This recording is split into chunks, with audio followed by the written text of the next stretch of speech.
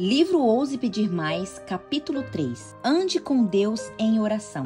O que significa ser amigo? Valéria e eu somos melhores amigas desde os 7 anos de idade. Além de ter crescido nos divertindo juntas, depois de adulta, nós moramos juntas, viajamos juntas, fizemos missões juntas, clamamos abrindo o coração juntas e muito mais. Com tudo isso, passamos-nos a conhecer muito bem. Quando Valéria olhava para mim, com frequência, conseguia adivinhar o que ela estava pensando, e o mesmo acontece quando eu olho para ela. Agora, a distância nos separa, mas nossa amizade permanece forte. Nós conversamos com frequência, às vezes diariamente, e é claro que não precisamos fazer nenhum tipo de apresentação. Reconhecemos instantaneamente a voz uma da outra e desde o começo falamos aquilo que está no coração, continuando onde paramos a última conversa. Quando encontramos dificuldades, dividimos a dor uma da outra.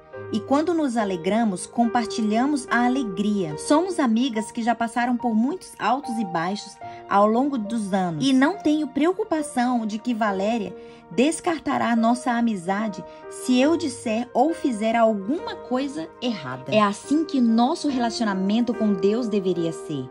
Ele deseja habitar em nós por meio de intermédio do seu Espírito. Quer fazer parte da nossa vida diária. Se conhecermos de verdade, não será necessário fazer nenhuma apresentação quando orarmos. Ele conhece nossa voz instantaneamente e nós conhecemos a dele. E começamos a abrir o nosso coração a ele logo de início, retomando onde paremos da última vez. Se estamos chateados, dividimos isso com Deus. Se discordamos dele em algum ponto, conversamos sobre isso. Se estamos tristes, podemos chorar em seu ombro. Não há nenhum risco de Deus ir embora e nos abandonar. Assim como melhores amigos, podemos ser tão próximos de Deus que entendemos o que ele quer dizer ao longo do dia, apenas com o olhar. Salmo 32, 8 diz: Eu o instruirei e os ensinarei no caminho que você deve seguir. Eu o aconselharei e cuidarei de você. Quando estivermos em uma loja, quem sabe poderemos comprar algo que não deveríamos adquirir. Não estaremos de joelho em oração no momento, mas como passamos tempo diário em sua palavra, veremos imediatamente o seu olhar de desaprovação. Não compre isso. Você não está precisando. Ou ao ver algum enfrentando necessidade, seus olhos nos dirão: sim, ela precisa de uma palavra de ânimo. Vá conversar com ela. Deus não é um gênio no céu a quem entregamos uma lista de compras celestiais ou para quem ligamos só em momentos de emergência. Ele deve ser nosso amigo, que anda ao nosso lado e conversa conosco dia após dia. E não importa onde estejamos ou o que estivermos fazendo, nosso coração deve se voltar para ele todo instante. O livro Caminho a Cristo, lemos: a oração é o abrir do coração a Deus como um amigo. Não que isso seja necessariamente para que Deus saiba quem somos, mas para nos habilitar a recebê-lo. A oração não faz Deus descer até nós, mas nos leva até a Ele. Não só podemos comunicar com Deus como fazemos com um amigo, mas também quanto mais conversarmos com ele, mais ele começa a partilhar o seu próprio coração conosco. Se tivermos o Senhor sempre diante de nós e deixarmos o coração transbordar em ações de graça e louvores a ele, teremos frescor contínuo em nossa vida religiosa. Nossas orações terão a forma de uma conversa com Deus, como se falássemos com um amigo. Ele nos falará pessoalmente de seus ministérios. Frequentemente, advertir-nos-á um senso agradável e alegre da presença de Jesus. O coração arderá muitas vezes em nós quando ele achegar para comungar conosco, como fazia com Enoque. Quando essa for, em verdade, a experiência do cristão, ver-se-lhe-ão na vida simplicidade, mansidão, brandura, humildade de coração, que mostrarão a todos os que com ele mantêm contato e que esteve com Jesus e dele aprendeu. Necessitamos mais dessa simplicidade fresca em nossa caminhada com Deus. Quando lutemos ou passamos por dificuldades, em vez de consultar nossos melhores amigos humanos, devemos primeiro sair correndo até Deus com nossos fardos. Ele é verdadeiramente o melhor amigo que poderíamos ter. O que significa ser amigo de Deus? Uma coisa é dizer que Deus é nosso amigo. Outra coisa bem diferente é ele dizer que somos amigo dele. Se somos seus amigos, isso quer dizer que ele sabe que nós o amamos e que pode nos confiar o que vai em seu coração. Era assim com Abraão. Abraão não tinha apenas relacionamento particular silencioso com Deus. Era conhecido em toda a sua região por ser amigo de Deus. A Bíblia registra que esse foi o legado da vida do patriarca. Cumpriu-se assim a escritura que diz: Abraão creu em Deus, e isso foi creditado com justiça, e ele foi chamado amigo de Deus. Tiago 2:23. Para mim, esse título supera qualquer outra designação ministerial. Deus e Abraão era tão íntimo que o Senhor permitia que esse argumentasse acerca dos seus planos divinos. Reflita o diálogo registrado em Gênesis 18:20-33, acerca da destruição iminente de Sodoma e Gomorra. Você já se perguntou o que teria acontecido se Abraão tivesse continuado a pressionar Deus como fez? Será que o Senhor teria poupado a cidade para apenas uma ou duas pessoas justas? Talvez a porta da graça de Sodoma e Gomorra houvesse permanecido aberta um pouco mais por causa de sua insistência de Abraão, o amigo de Deus. Abraão não foi o único a desenvolver um relacionamento tão íntimo com o Senhor a ponto de poder argumentar com ele. Moisés andava e conversava com Deus todos os dias.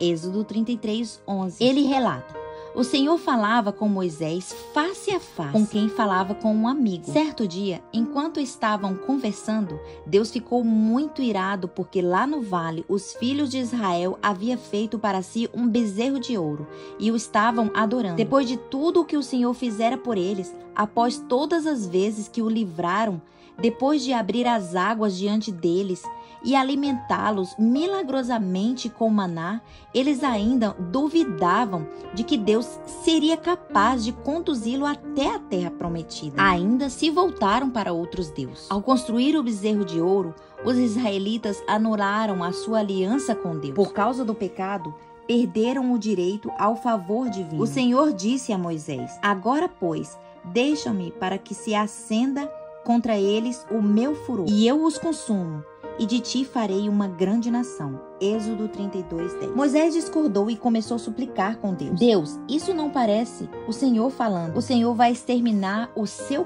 povo depois de tudo que fez para trazê-lo até aqui? Os seus inimigos dirão: esse Deus tirou o povo do Egito, mas em vez de abençoá-lo poderosamente, o destruiu. Deus, isso fará os seus inimigos não compreenderem quem o Senhor é. Esse não pode ser o melhor plano. Por favor, não faça isso. O mais surpreendente é que Moisés concluiu sua objeção ao plano Todo-Poderoso pedindo que ele se arrependesse. Torna-te do furor da tua ira, arrepende-te deste mal contra o teu povo. E como Deus reagiu a esse pedido audacioso de um amigo, então se arrependeu o Senhor do mal que dissera havia de fazer ao seu povo. Reflita no que está escrito acerca dessa história no livro Patriarcas e Profetas. Se Deus se preocupara a destruir Israel, quem poderia plantear em seu favor? Quantos não teriam deixado os pecados entregue à sua sorte? Quantos não teriam alegremente trocado 1 quilhão de labutas, encargos e sacrifícios, pagos com ingratidão e maledicência, por uma posição de comunidade e honra, quando era o próprio Deus que oferecia o livramento? Moisés, porém, entrevia bases para esperança onde apenas aparecia desânimo e ira. As palavras de Deus: deixa-me, compreendeu ele, não proibirem, mas sim alertarem a intercessão, implicando que coisa alguma, a não ser as orações de Moisés, poderia salvar Israel, mas que, sendo assim rogado, Deus pouparia o seu povo. Essa história é um exemplo não de Deus ficar irado e Moisés ter ousadia ou suficiente para dissuadir a raiva divina e fazer o Senhor mudar de ideia, mas Deus convidando Moisés para interceder por Israel a fim de que ele pudesse agir. A justiça demandava a destruição dos israelitas. Somente as preces de um intercessor seria capaz de abrir caminho para a misericórdia divina poupá-los. Deus sabia que podia confiar essa tarefa a Moisés, assim como o amigo disse o que estava prestes a fazer. E Moisés, por ser amigo de Deus, que conhecia quem o Senhor era, atendeu ao convite. Deus deseja ter esse tipo de relacionamento com cada um de nós hoje. Ele estava em busca de intercessores como Abraão e Moisés, que se colocaram em favor de seu povo, para que ele não precisasse destruir a terra. Deus procura pessoas que desejam conhecê-lo com tamanha intimidade que possa chamá-los de amigos e confiar seu coração a elas, convidando-as para orar por coisas que elas desejam realizar. Estamos dispostos a ser amigos de Deus assim? A maioria de nossas orações hoje em dia, em vez de fazer súplicas pelo livramento do povo de Deus e pela salvação das nações perdidas, é bastante limitadas e egocêntrica. Boa parte de nossas preces se parece mais com blá blá blá espiritual. É assim que o autor Eric Leide descreveu a oração tipo blá blá blá. O blá blá blá de aspectos espirituais tende a ser egocêntricos em conteúdos implorando por confortos e proteções, prazos que precisam ser cumpridos, mãos de cirurgiões a serem guiadas, provas a se passar e alimentos a serem abençoados. Nós sempre estamos no centro. Embora não há nada de errado em orar acerca das próprias necessidades pessoais, a oração histórica da vida real é bem diferente. É baseada na noção de se esquecer do eu. A oração legítima, inspirada pelo céu, do tipo que move montanhas e alcançada tempestades, não é algo que a igreja moderna esteja acostumada a fazer. É claro que Deus se importa com os detalhes de nossa vida. O Senhor deseja que conversamos com Ele sobre essas coisas, assim como falamos com o nosso melhor amigo. Mas não quer que paremos por aí. Milhares fora de nossas portas ainda tiveram o privilégio de conhecer Cristo como nós. Milhões ao redor do mundo estão famintos pelo dom da salvação. Enquanto debatemos doutrinas ou fazemos reuniões de comunicação para discutir como ajudar nossas igrejas a crescer, cristãos em países como Irã, Coreia do Sul, do Norte, sofrem martírio por sua fé. Sabemos disso? Oramos por essas coisas? Será que nós importamos? Quando mantemos o foco em oração em nós mesmos, fica claro que não entendemos de verdade o coração de Deus. Não vemos suas lágrimas de tristeza pelos sofredores e perdidos. Quando compreendemos seu amor por aqueles que estão em trevas, nós passamos a ser parceiro dele no serviço. Choramos quando ele chora e oremos pelas preocupações dele, não só pelas nossas. Nós tornamos amigos dele de verdade. E é então que começamos a tocar o início da fronteira infinita de possibilidades na vida de fé. É nessa posição de amigos de Deus que começamos a aprender a fazer as orações históricas que mudam o mundo, assim como homens e mulheres do passado faziam com tanta frequência. Como orar pela inspiração do Espírito Santo? Ao ler as histórias incríveis de oração respondidas ao longo da Bíblia, as que mais chamam a atenção são as que relatam vitórias impossíveis em territórios tomados, pessoas libertas das trevas e escravidão, e o povo de Deus seguindo adiante com força e poder. Esse era o principal desejo de Deus nos tempos bíblicos e continua a ser sua vontade hoje. Logo, uma das chaves mais importantes para receber respostas à oração como homens e mulheres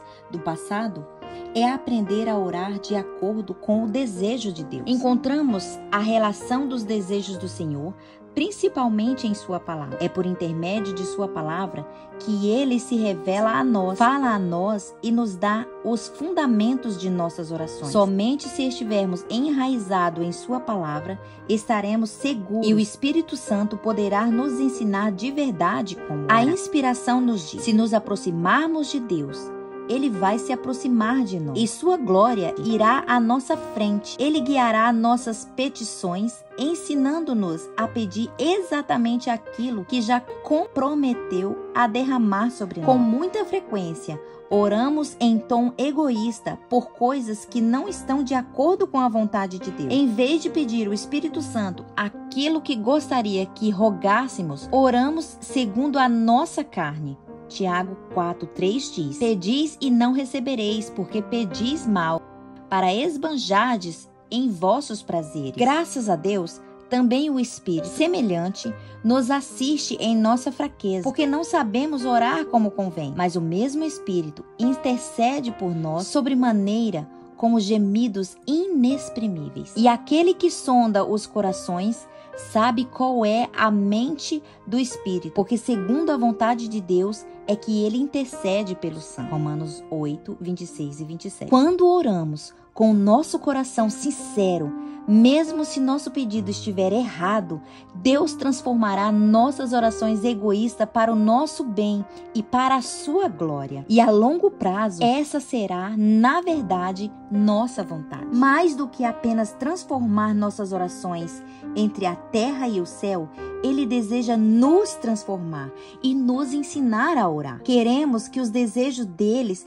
se transformem nos nossos e nossos desejos se tornam os dele. E isso é possível. Se o instrumento humano consistir, Deus poderá e fará identificar sua vontade com todos os pensamentos e alvos, e de tal modo moldará nosso coração e mente em conformidade com a palavra, que quando obedecermos à sua vontade, estaremos simplesmente exercendo os impulsos de nossa mente. Todos os que assim forem não possuirão uma disposição profana, egoísta, pronta a executar sua própria vontade, mas terão um determinado fervoroso e fiel zelo pela glória de Deus. Essa é a beleza de aprender a orar pela inspiração do Espírito Santo. Por causa do sangue de Cristo, cujas preces justas cobrem as nossas, temos a confiança de que nossas orações chegaram à sala do trono dos céus, pois ele nos diz: e tudo quanto pedisses em meu nome,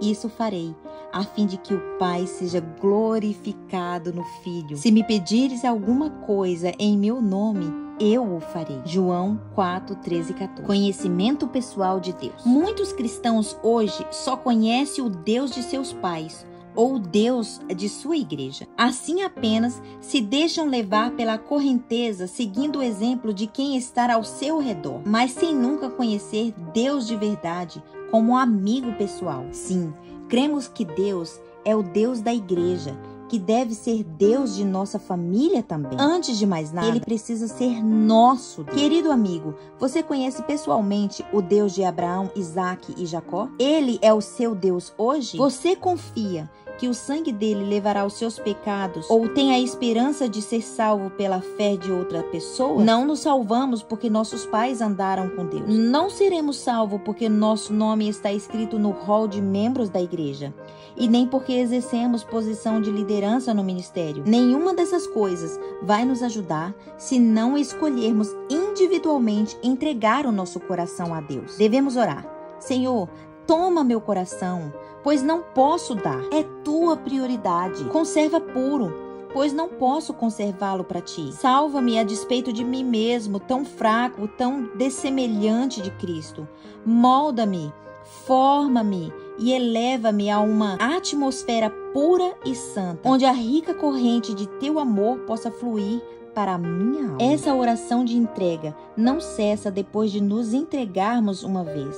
Ela deve continuar a ser feita dia após dia. Não é só princípio de vida cristã que essa entrega do próprio eu deve ser feita. Deve ser renovada a cada passo dado à direção do céu. Todas as nossas boas obras dependem de um poder que não está em nós. Portanto, deve haver um contínuo almejar do coração após Deus.